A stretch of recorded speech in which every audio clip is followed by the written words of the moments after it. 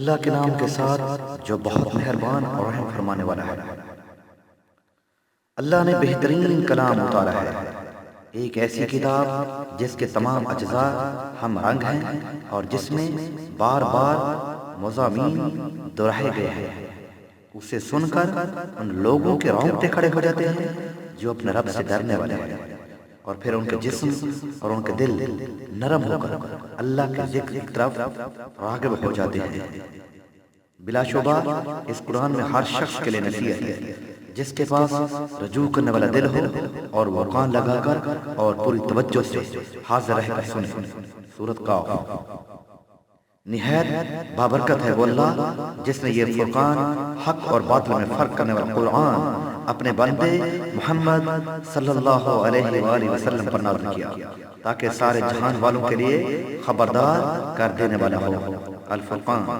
حقیقت یہ ہے یہ قرآن وہ راہ دکھاتا ہے جو بالکل سیدھی ہے۔ جو لوگ اسے مان کر بھلے کام کرنے لگے انہیں یہ بشارت دیتا ہے کہ ان کے لیے بڑا اجر ہے، اور جو لوگ آخرت کو نہ مانے انہیں خبر دیتا ہے کہ ان کے لیے ہم نے دردناک عذاب تیار کر رکھا ہے۔ بنی اسرائیل۔ اور ہم نے اپنا پیغام دینے کے لیے جب کبھی کوئی رسول بھیجا ہے اس نے اپنی قوم ہی کی زبان میں پیغام دیا ہے تاکہ وہ انہیں اچھی طرح کھول کر بات سمجھائے۔ سورۃ ابراہیم۔ یہ ایک بڑی برکت والی کتاب ہے جو اے نبی صلی اللہ علیہ وآلہ وسلم ہم نے تمہاری طرف نازل کی ہے تاکہ یہ لوگ اس کی آیات پر غور کریں اور عقل و فکر رکھنے والے اس سے نصیحت حاصل کریں۔ سورۃ صاد۔ اگر ہم نے یہ قرآن کسی پہاڑ پر بھی اتار دیا ہوتا تو تم دیکھتے کہ وہ اللہ کے خوف سے دبا جا رہا ہے اور پھٹا پڑتا ہے۔ یہ مثالیں ہم لوگوں کے سامنے اس لیے بیان کرتے ہیں کہ وہ اپنی حالت پر غور کریں۔ سورۃ الحشر۔ سچے اہل ایمان تو وہ لوگ ہیں جن کے دل اللہ کا ذکر یعنی قرآن سن کر لرز جاتے ہیں، اور جب اللہ کی آیات ان کے سامنے پڑھی جاتی ہے تو ان کا ایمان بڑھ جاتا ہے اور وہ اپنے رب پر توکل اور بھروسہ کرتے ہیں۔ سورۃ الانفال۔ اور بلا شبہ ہم نے اس قرآن کو نصیحت حاصل کرنے کے لیے آسان ذریعہ بنا دیا ہے، پھر کوئی ہے جو نصیحت قبول کرے؟ سورۃ القمر۔ کیا ان لوگوں نے قرآن پر غور و فکر نہیں کیا یا ان کے دلوں پر تالے لگے ہوئے ہیں؟ سورۃ محمد صلی اللہ علیہ وسلم۔ لوگو ہم نے تمہاری طرف ایک ایسی کتاب بھیجی ہے جس میں تمہارا ہی ذکر ہے، کیا تم عقل سے کام نہیں لیتے؟ سورۃ انبیاء۔ جو لوگ عقل سے کام نہیں لیتے اللہ ان پر گندگی ڈال دیتا ہے۔ سورۃ یونس۔ اور یہ حقیقت یہ ہے کہ بہت سے جن اور انسان ایسے ہیں جن کو ہم نے جہنم ہی کے لیے پیدا کیا ہے، کیونکہ ان کے پاس دل ہیں مگر وہ ان سے سوچتے نہیں، ان کے پاس آنکھیں ہیں مگر وہ ان سے دیکھتے نہیں، ان کے پاس کان ہیں مگر وہ ان سے سنتے نہیں، وہ جانوروں کی طرح ہیں بلکہ ان سے بھی زیادہ گئے گزرے، یہ وہ لوگ ہیں جو غفلت میں کھو گئے ہیں۔ سورۃ الاعراف۔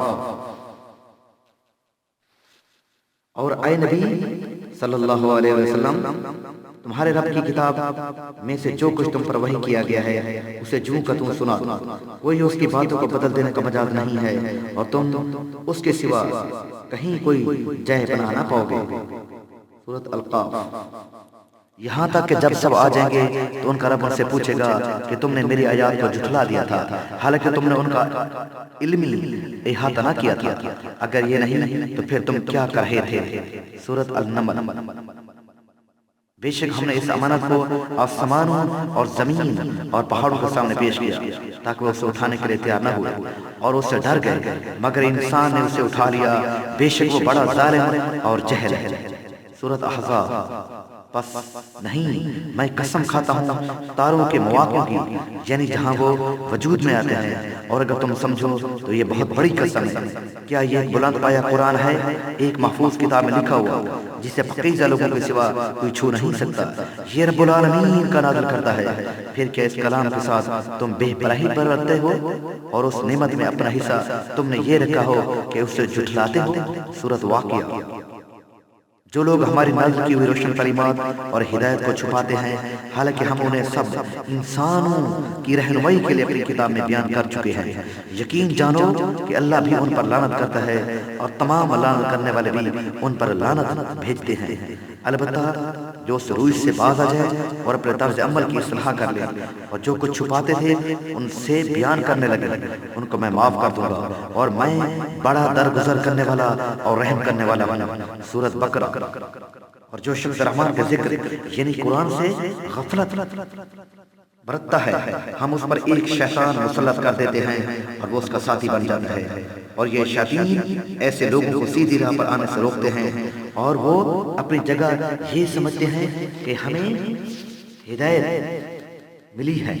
آخر کار جب یہ شخص ہمارے ہاں پہنچے گا تو اپنے شیطان سے کہے گا، کاش میرے اور تیرے درمیان مشرق و مغرب جتنی دوری ہوتی، تو تو بدترین ساتھی نکلا۔ اے محمد صلی اللہ علیہ وآلہ وسلم، یہ ایک کتاب ہے جس کو ہم نے تمہاری طرف نازل کیا ہے تاکہ تم لوگوں کو تاریکوں سے نکال کر روشنی میں لاؤ ان کے رب کی توفیق سے، اس اللہ کے راستے پر جو زبردست اور اپنی ذات میں آپ قابل تعریف ہے۔ سورۃ ابراہیم۔ اے لوگو، تمہارے پاس تمہارے رب کی طرف سے نصیحت آ گئی ہے، یہ وہ چیز ہے جو دلوں کے امراض کی شفا ہے، اور جو اسے قبول کر لیں ان کے لیے رہنمائی اور رحمت ہے۔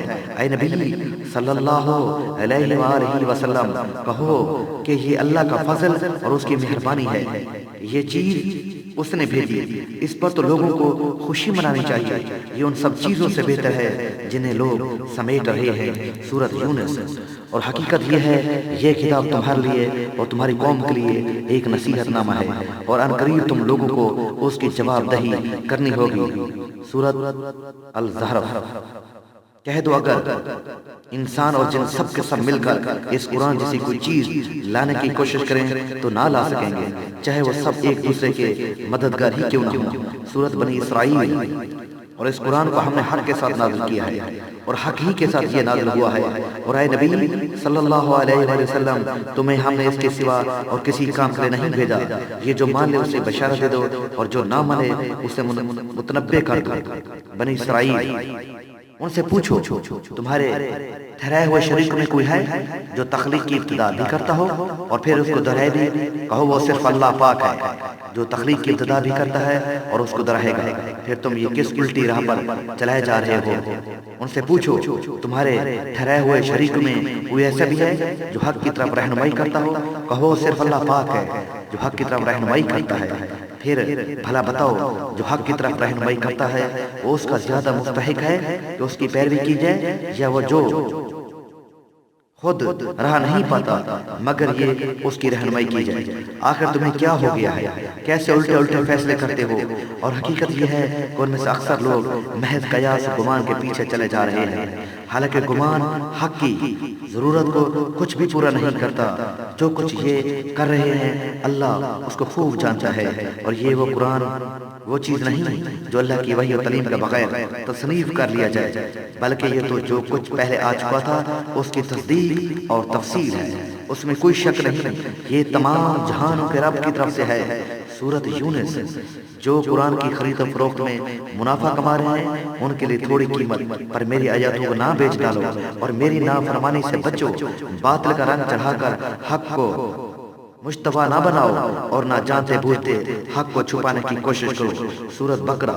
یقیناً جو لوگ ان احکام کو چھپاتے ہیں جو اللہ نے اپنی کتاب میں نازل کی ہیں اور تھوڑے سے دنیاوی فائدوں پر انہیں بیچتے ہیں، وہ دراصل اپنے پیٹ آگ سے بھر رہے ہیں۔ قیامت کے روز اللہ ہرگز ان سے بات نہ کرے گا، نہ انہیں پاکیزہ ٹھہرائے گا، اور ان کے لیے دردناک سزا ہے۔ یہ وہ لوگ ہیں جنہوں نے ہدایت کے بدلے گمراہی خریدی اور مغفرت کے بدلے عذاب منہ لے لیا۔ کیسا عجیب ہے ان کا حوصلہ کہ جہنم کا عذاب برداشت کرنے کے لیے تیار ہے۔ سورۃ بقرہ۔ ان سے کہو دنیا کا سرمایہ زندگی تھوڑا ہے اور آخرت ایک پرہیزگار انسان کے لیے زیادہ بہتر ہے، اور تم پر ظلم ایک دھاگے برابر بھی نہ کیا جائے گا۔ سورۃ النساء۔ کیا تم نے آخرت کے مقابلے میں دنیا کی زندگی کو پسند کر لیا ہے؟ ایسا ہے تو تمہیں معلوم ہو کہ زندگی کا یہ سب سر و سامان آخرت میں بہت تھوڑا نکلے گا۔ سورۃ توبہ۔ اب اگر میری طرف سے تمہیں کوئی ہدایت پہنچے تو جو کوئی میری اس ہدایت کی پیروی کرے گا وہ نہ بھٹکے گا نہ بدبختی میں مبتلا ہوگا، اور جو میرے ذکر سے منہ موڑے گا اس کے لیے معیشت تنگ ہوگی، اور قیامت کو ہم اسے اندھا اٹھائیں گے۔ وہ کہے گا کہ اے رب کریم، دنیا میں میں تو آنکھوں والا تھا، یہاں مجھے اندھا کیوں اٹھایا؟ اللہ تعالیٰ فرمائے گا ہاں اس طرح ہماری آیات کو جب کہ وہ تیرے پاس آئی تھی جنہیں تو نے بھلا دیا، اس طرح آج تو بھلایا جا رہا ہے۔ سورۃ طٰہٰ۔ اے لوگوں جو ایمان لائے ہو، حقیقت میں اکثر علماء اور درویشوں کا حال یہ ہے کہ وہ لوگوں کے مال باطل طریقوں سے کھاتے ہیں اور انہیں اللہ کی راہ سے روکتے ہیں۔ دردناک سزا کی خوشخبری دو ان کو جو سونے اور چاندی جمع کر کے رکھتے ہیں اور انہیں اللہ کی راہ میں خرچ نہیں کرتے۔ سورۃ توبہ۔ اور حقیقت یہ ہے یہ کتاب تمہارے لیے اور تمہاری قوم کے لیے ایک نصیحت نامہ ہے، قرآن قریب تم لوگوں کو اس کی جواب دہی کرنی ہوگی۔ سورۃ زخرف۔ اور پیغمبر فرمائے گا کہ اے میرے رب، یقیناً میری قوم کے لوگوں نے اس قرآن کو چھوڑ رکھا تھا۔ الفرقان۔ اے نبی صلی اللہ علیہ وآلہ وسلم، جو باتیں یہ لوگ بنا رہے ہیں انہیں ہم خوب جانتے ہیں، اور تمہارا کام ان سے جبراً بات منوانا نہیں ہے، بس تم اس قرآن کے ذریعے سے ہی ہر اس شخص کو نصیحت کرو جو میرے وعدے عذاب سے ڈرتا ہے۔ سورۃ قاف۔ حضرت علی نے فرمایا میں نے رسول اللہ صلی اللہ علیہ وآلہ وسلم کو فرماتے سنا کہ آپ صلی اللہ علیہ وسلم نے فرمایا خبردار ان قریب فتنے برپا ہوں گے۔ اور میں نے کہا یا رسول اللہ صلی اللہ علیہ وسلم ان فتنوں سے نکلنے کا کیا راستہ ہے؟ آپ صلی اللہ علیہ وسلم نے فرمایا اللہ کی کتاب ہے، اس میں تم سے پہلے گزری ہوئی قوموں کی خبریں ہیں اور تمہارے بعد کی خبریں بھی ہیں، اور تمہارے تمام اختلافات اور جھگڑوں کا حل اس میں موجود ہے جو تمہارے درمیان پیدا ہو سکتے ہیں۔ یہ حق و باطل کا فیصلہ کرنے والی کتاب ہے، اس میں کوئی چیز بھی بیکار وصول نہیں ہے۔ جس نے اپنے غرور اور سرکشی کی وجہ سے اسے چھوڑا اللہ تعالیٰ اسے پاش پاش کر دے گا، اور جس نے اس سے ہٹ کر کہیں دوسری جگہ رشد و ہدایت کی راہ تلاش کی اللہ اسے گمراہی میں ڈال دے گا۔ یہ اللہ تعالیٰ کی مضبوط رسی ہے، یہ حکمت و دائی بھری نصیحت ہے، یہی صراط مستقیم ہے کہ خواہشات کے پیچھے چلنے والے اس کو ٹیڑھا نہیں کر سکتے۔ زبانوں اور بولیوں کا اس پر کچھ اثر نہ ہوگا، نہ علماء اس سے سیر ہوں گے اور نہ کثرت تلاوت سے یہ پرانی ہوگی، نہ اس کے عجائبات میں کمی ہوگی اور نہ ہی وہ ختم ہوں گے۔ یہ وہ کتاب ہے جسے سن کر جنات نے کہا ہم نے ایک عجیب قرآن سنا ہے جو راہ راست کی طرف رہنمائی کرتا ہے، بس ہم اس پر ایمان لے آئے ہیں۔ یہ وہ کتاب ہے جس نے اس کے ساتھ کوئی بات منہ سے نکالی وہ سچا ہے، اور جس نے اس پر عمل کیا اس کے اجر، اور جس نے اس کے ساتھ فیصلہ کیا اس نے عدل کیا، اور جس نے اس کی طرف دعوت دی اس نے صراط مستقیم کی طرف رہنمائی کی۔ ترمذی شریف۔ اللہ آپ سب کو اس قرآن پاک پر عمل کرنے کا توفیق عطا فرمائے۔ پیارے دوستو، نبی پاک صلی اللہ علیہ وسلم کی کسی ایک بندے کو زیارت ہوئی ہے، حکم ہوا ہے کہ قرآن پاک کو ترجمے کے ساتھ بھی لازمی پڑھا کرو اور اس پر عمل کرو۔ اللہ آپ سب کا حامی ناصر ہو۔ اللہ حافظ۔